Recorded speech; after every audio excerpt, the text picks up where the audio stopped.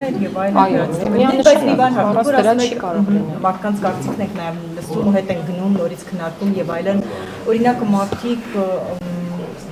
դիմադիրները եւ ոչ միայն կոնկրետ շատ խիստ քննադատում են այդ անկախության հռչակագրի չլինելու հարցը, որ Նիկոլ Փաշինյանն արդեն հայտարարել է, որ իրեն դեմ են դրան։ Դուք օրինակ խորհուրդը պատրաստվում եք հարցը քննարկել, վերանայել, օրինակ բոլոր հարցերը քննարկվել են խորհրդում են հավաքված մարդիկ,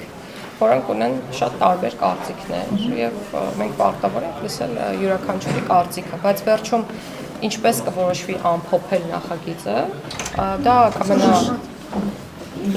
եւ նորմալ է, որ մնա կառավարության հայեցողությանը եւ դրանից հետո կրկին որոշողը լինելու է Հայաստանի Հանրապետության քաղաքացիական։ Եվ հարցերու վերջ, ես էլ ավարտում եմ ես այս թեման։ Շնորհակալություն։ Հա, իսկ երբ այսպես է, չի կարծես թե առաջին օղակը որտեղ պիտի հաստատվեր քվեարկեին, համանդրական բարեփոխումների խորհուրդն էր, որը որոշմամբ ստեղծվել էր լուրջ կառույց է։ Այսպես, ու Նիկոլ Փաշինյանը մինչև խորհրդի հաստատելը արդեն հայտարարում է, որ իրանք կողմ են, իրենց թիմը որ մեծամասնություն է, իշխանություն է, որ չլինի անկախության հռչակագրին հղում նոր նախագծում։ Սա օրինակ ճիշտ է, երբ իր որոշումը մինչև խորհրդի քվեարկությունը հայտարարում արդյոք չի նշանակում, որ այդպեսով ազդեց խորհրդի կարծիքի վրա։ Չազդվեն,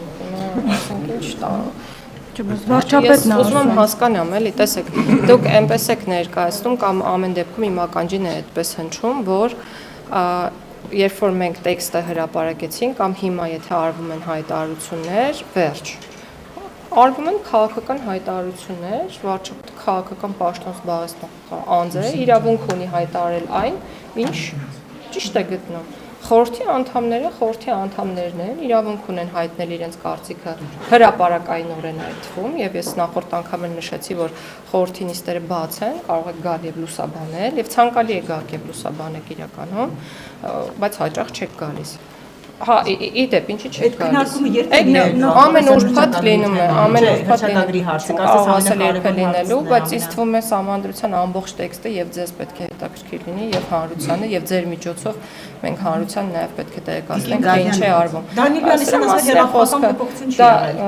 Դե նայած դուք ինչն եք համարում հեղափոխական փոփոխություն։ Եթե օրինակ կառավարման կարգի փոփոխությունն է անցալվում որպես հեղափոխական, այո, կառավարման կարգի փոփոխություն չի նախատեսվում, որովհետեւ պարլամենտարիզմը ժողովրդավարության լավագույն դրսևորումն է մեր ընկալման։ Տիկին Գալյան, ես երեկվա միջադեպին եմ ուզում անդրադառնալ, բարոյական կողմը մի կողմ թողնենք, բայց այնտեղ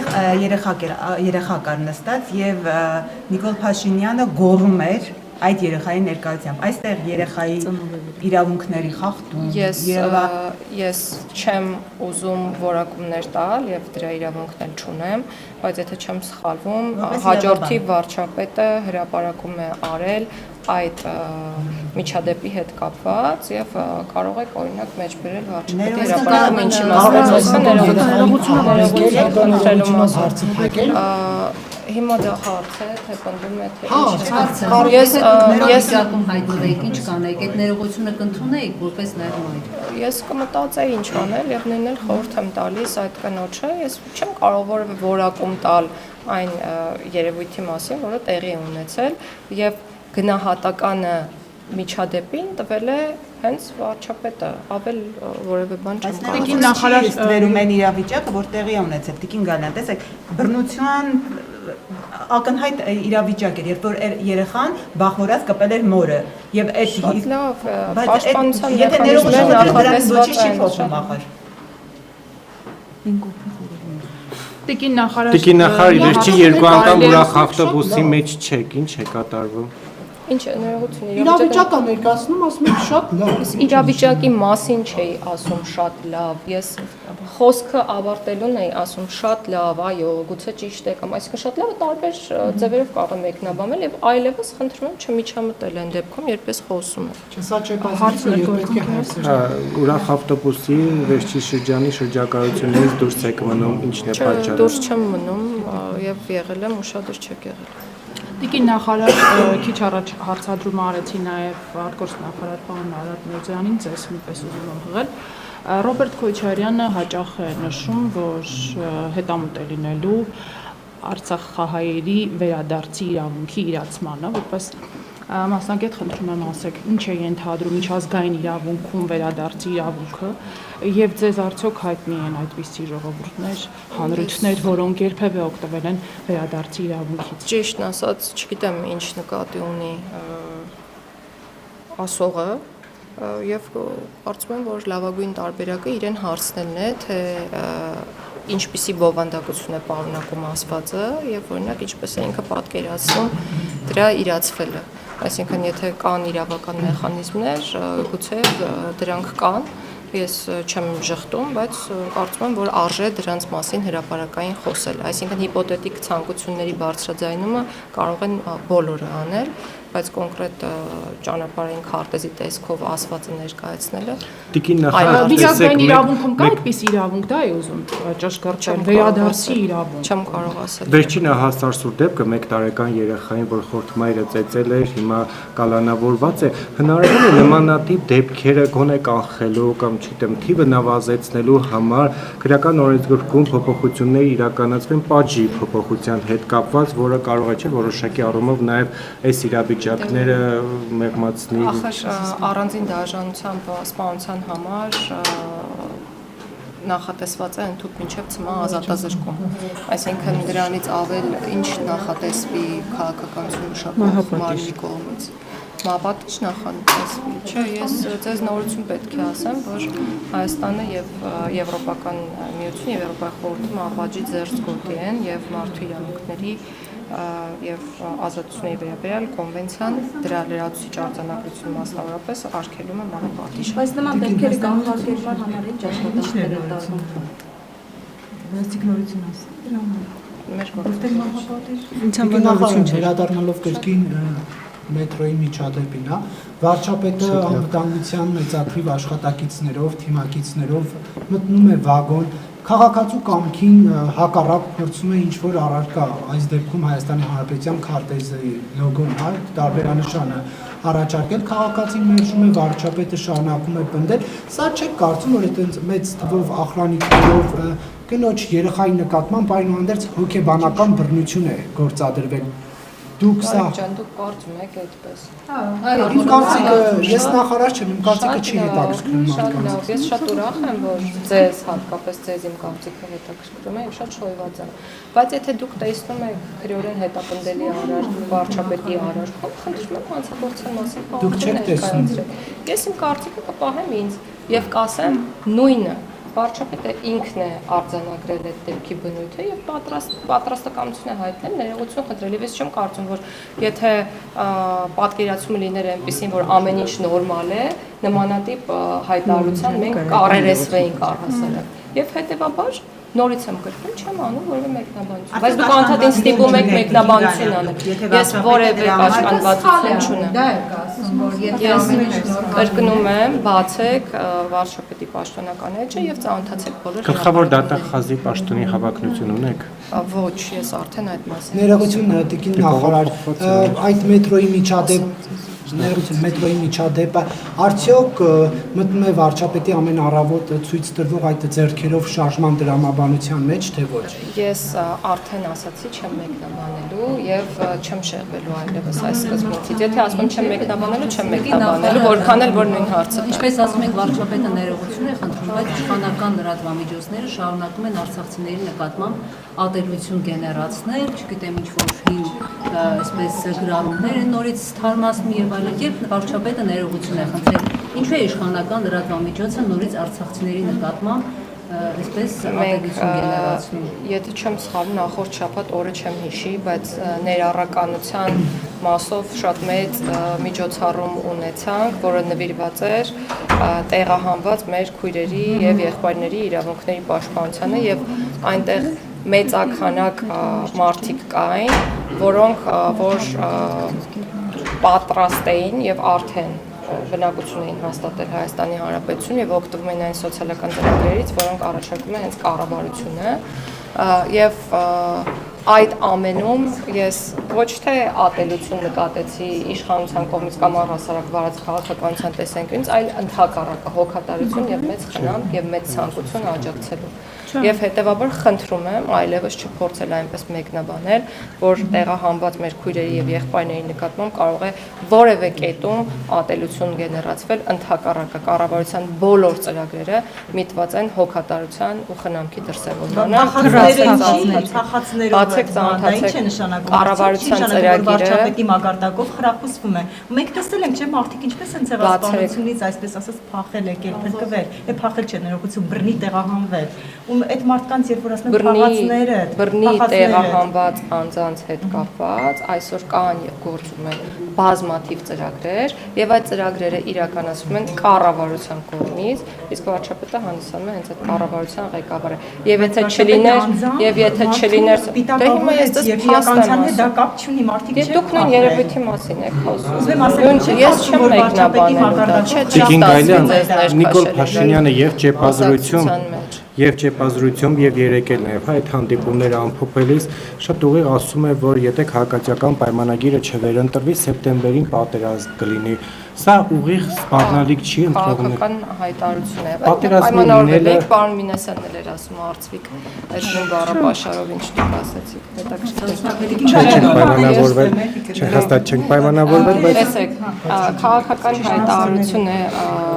ընդհանրապես եւ վերջի, որը կրկին մեկնաբանվում է։ Դրա ինչն է քաղաքական հայտարարություն։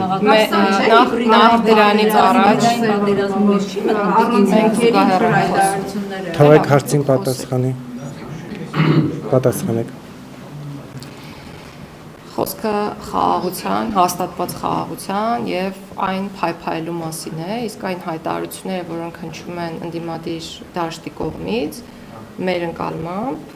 չունեն այլ որակում, քան խաղաղությունը վտանգող հանդիսանալը։ Հետևաբար քաղաքական դեմքերը ազատ են անել քաղաքական հայտարարություններ եւ այդքան։ Հիմա դա հիբրիդային պատերազմ չէ, որ մարդկանց վախացնում է, որ ԿՊ-ին ընտրեն։ Չէ, կոնկրետ պատճառաբանությունը բերվում է հարգելի գործընկերներ, թույլ տվեք միջամտել ձեր խոսքին եւ ասել, որ վարչապետը հայտարարում է այդ համատեքստում, որ մի շարք քաղաքական ուժեր պատրաստվում են ռևիզիայի ենթարկել խաղաղության օրակարգը։ Վարչապետի խոսնակի դեր ստանձնես։ Մենք վարչապետի խոսնակի դեր չեք ստանձնում, պարզապես հարցադրումը անում եք, ես էլ լրացնում եմ ձեր հարցադրումը։ Իրական շնորհակալ եմ եւ այնուհետեւ եթե ես չեմ սխալվում, շարունակվում է միտքը հետեւյալ ուղղությամբ, որ դա պատերազմի դուռ բացելու վտանգ է պարունակում։ Այո, դա այդպես է մեր ընկալմամբ եւ կարող եք ասել, որ Ադրբեջանի համար նախընտրելի թեկնածուն Հայաստանում քաղաքացիական պայմանագրեր։ Գիտեք, դուք ինչ ուզում եք կարող եք ասել եւ այդքան էլ։ Տիկին Գալյան ճշտում էլ անեմ, կներեք ու վերջ իմ թեմայից էր։ Երևի դուք սրան պատասխանել եք, կներեք, եթե ես չեմ լսել, երբ քաղաքացիությունը Դանիել Հովհաննիսյանն ու Արթուր Սարգսյանն առաջարկում են կամ քննարկել են, աղքինում են առաջարկել եկեղեցու հատուկ կարգավիճակը սահմանադրությունից հանել, դու դերակողմնակցեք Մենք մեր տեքստում եկեղեցու կտորը այնպես կա նախատեսված, ինչպես այսօր է։ Տիկին Գալյան, քրեակատարողականների մասով դուք անընդհատ նշում եք, որ ապագայում փոփոխություններ են լինելու, այսինքն Նուբարաշյանի մասով մենք առաջիկայում չենք տեսնում, հստակ ժամկետներ նշվում են, Նուբարաշյանը երբ չենք տեսնում։ Իրականում մեզ համար էլ որքան շուտ այնքան լավ տարբերակն է գործում, բայց դրա համար իրականում բավականին մեծ ֆինանսական ռեսուրսներ են պահանջվում եւ այս պահին բանակցում ենք մասնավոր ընկերության հետ, հասկանալով թե ինչպիսին է լինելու գնահառաչարկը, որպեսզի կողմնորոշվենք, թե որ տարբերակին ենք ավելի հակված, բայց վստահաբար այդ ուղղությամբ աշխատում ենք եւ առաջիկայում որոշումը արդեն թղթին հանձնված կունենանք եւ կգնանք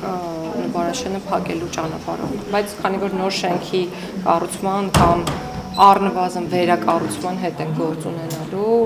առաջիկա 2 տարիները պետք է նկատի ունենալ։ Իսկ մյուս քրեակատարողականները պատրաստ են լինելու արդյոք Նուբարաշյանի մարդկանց տեղափոխելու, այսինքն ոնց է մարդկանց նոր քրեակատարողական հիմնարկը ծավալային առումով պետք է պարունակի այն քանակակազմը, որը բավարար է, որպեսզի Նուբարաշյանը այլևս գոյություն չունենա։ Այսինքն Նուբարաշյանի քանակությամբ, Նուբարաշյանը որքան անսպասարկում է, այդքան կամ ավել քանակությամբ, ըստ էության 700 մարդու մասին է խոսքը, բայց մենք փորձելու ենք ծածկել 1000-ի խնդիր, իհարկե նաև Զուգահեռաբար մենք ուզում ենք, որ ավելի շատ քրեակատարական հիմնարկներ լինեն, որոնք ունենան բաց ու կիսաբաց ռեժիմներ։ Այսինքն այն կգործի մինչև նոր շինության կառուցումը։ Այո, դեռ կշարունակի գործել, բայց կփորձենք ապավել նվազ ծանրաբեռնվածություն։ Իսկ այդ ֆոնին համաներման իրականացում դիտարկվում է թե ոչ։ Ոչ, որովհետև այն կարծիքն ունենք, որ պետք է պատժից ավելի վաղ ազատվեն այն անձինք, որոնք ավելի պատրաստ են վերադառնալ հասարակություն եւ չպետք է դա անել անհասցե։ Անհասցե ավելի շատ համաներումը, այսինքն իհարկե հանցագործությունների շրջանակ որոշվում է, բայց անհատականացված չէ, կոնկրետ անձանց չենք գնահատում այդ դեպքում, իսկ պայմանական վաղակետ ազատման ինստիտուտի պարագայում անհատականացված մոտեցում է ցուցաբերվում եւ ես այսօր զեկույցում նշեցի, որ 2025-ին ազատվել է 170 անձ պատժից պայմանական վաղակետ, նախորդ տարվա 134-ի կամ 35-ի փոխարեն, այսինքն մենք տեսնում ենք քանակական աճ եւ նաեւ ունենք հանձնառություն ակտիվացնել այս ինստիտուտը եւ լավարկել, որպեսզի առաջիկայում ավելի մեծ քանակությամբ անձինք ազատվեն կամ կարողանան հավակնել ազատվել պատժից։ Տիկին Գալյան, քաղաքացիական պայմանագիրը 6 տարի առաջ ամբողջական քարտեզով էր քարոզարշավը իրականացնում, հիմա կիսատ քարտեզով է քարոզարշավը իրականացում։ Քաղաքացին, որ հարցնի ինչու է կիսատ, դուք եկաք կիսեցիք, ո՞րն է ձեր պատասխանը եւ ինչ վստահություն կա, որ այս անգամ ընտրվելիս նորից չեք կիսի քարտեզը։ Հայաստանի Հանրապետության քարտեզը Հայաստանի Հանրապետության քարտեզն է իր հստակ տարածքով, որի վերաբերյալ կարծում եմ դուք շատ լավ գիտեք եւ պետք չէ մանիպուլյացիոն հարցեր տալ այս կարգի։ 6 տարի առաջին էր նույնիսկ։ Դուք էստեղ եք եղել 6 տարի առաջ եւ կարող է նկատել եք ինչ-որ բան, որ տեղի ունեցավ մեր կյանքում, որ չէինք ուզում տեղի ունենալ։ Իսկ քաղաքացիները Նիկոլ Փաշինյանն ասում է, որ ես կամ իշխանության պատերազմ չի լինելու, ես եթե չգամ կլինի։ Իսկ նկատել եք, որ խաղաղության համաձայնագրի նախաստորագրումը տեղի ունեցել եւ ասում ենք, որ խաղաղությունը հաստատված է եւ մենք պետք է փայփայենք ու այնպես անենք, որ խաղաղ միջավայրում գնանք դեպի կայուն ու զարգացող ապագա։ Ինձ թվում է ինչ-որ մի հատված բաց եք թողել դուք։ Ուշադիր եղեք։ Իրակի, եթե չեմ սխալվում, տեղեկություն տարածվեց, որ Վարդաշեն քրեակատարողականից կարծես գալանավոր էր փախուստի դիմել, քիչ տեղեկություն ունեք այդ մասով։ Մենք մեր գործընկեր կառույցների հետ աշխատում ենք ակտիվացման ուղղությամբ այդ եւ մեր նախորդ ճեպազրույցներում դուք էլի անդադ խոսել եք, որ ինքնավնասման դեպքերը կանխելու համար կալանավայրերում, այսպես ասած, աշխատանքներ տարվում են, բայց վերջին շրջանում այդպես մի դեպքեր եղել եւ ախվել էր կարծես խցակիցների կողմից։ Խցակիցների բարձրաձայնումով աշխատակիցների կողմից մենք, եթե չեմ սխալվում, տարեսկզբից 5 կամ 6 ինքնասպանության փորձի դեպքեր ենք ունեցել։ 5 կամ եւ ունեցել ենք 1 ինքնասպանության դեպք։ Այս խոսում եմ բանի մասին, որ ինքնասպանությունները կանխվում են, բայց գուցեև այո գործիքակազմը բավարար չէ, որ իսպառ կանխվեն կամ վերանան ինքնասպանությունները եւ ինչ էր ինքնասպանությունը, տարբեր փորձերը, օրինակ ունենք մեկ պետական դավաճանության մեջ մեղադրվող անձ, որը ինքնասպանության փորձ էր արել, մեկը հոգեկան առողջության խնդիրներ, մեկը չէ, երկուսը հոգեկան առողջության խնդիրներ ունեցող անձինք էին, եւ ինքնավնասումների հետ կապված ուզում եմ նշել, որ թիվը էապես նվազել է, մենք վիճակագրություն կարող ենք ներկայացնել կամ հաջորդ ճեպազրույցին ես ձեռքիս տակ խոստանում եմ կունենամ թվական տվյալները, բայց դուք հստակ կտեսնեք, որ օրինակ եթե տեսնում եք 100 ինքնավնասման դեպք, այդ 100 ինքնավնասման դեպքերը օրինակ կատարվում են 10 անձի կողմից եւ ոչ թե 100 անձի կողմից, այսինքն հստակ կան անձանց խմբեր, որոնք հակված են ինքնավնասումներ կատարելու կամ դիմելու ինքնասպանության։ Աշխարհում էլ է այդպես եւ միայն քրեակատարական հիմնարկներում չէ։ Տիկին նախարար, գուցե հարցը նախորդի հնչել է, ես չեմ ֆիքսել, բայց այդուհանդերձ սահմանադրությունը ունի նաեւ փոփոխելի հոդվածներ, եթե չեմ սխալվում։ Խնդրում եմ ասել, սահմանադրության նոր նախագծում արդյոք փոփոխելի հոդվածներին անդրադարձ եղել է, մասնավորապես այն հոդվածին, որը սահմանում է կառավարության անդամի ներկայացվող պահանջները։ Թե դա թողնվել է նույնությամբ եւ ազգային ժողովի Մենք այն կարծիքին ենք, որ այն ցենզերը, որոնք այսօր սահմանված են, մասնավորապես միայն Հայաստանի Հանրապետության քաղաքացի հանդիսանալը վերջին տարիներին բնակության ցենզը պետք է պահպանվեն եւ պատգամավորների համար եւ ըստ այդմ նաեւ կառավարության անդամների համար։ Ես նկատի ունեի նաեւ համալրացան այդ դրույթի փոփոխելիության ստատուսը վերանայման ենթակա է թե ոչ։ Այս բան չենք քննարկել, բայց գիտեք, մենք մի հանգամանք ենք քննարկել, արդյոք պետք է ճկունությունը պահպանենք սահմանադրության փոփոխության եւ այս պահին հստակ որոշում չունենք, բայց գոնե մենք առաջարկել ենք քննարկել ավելի կոշտ մոտեցումները,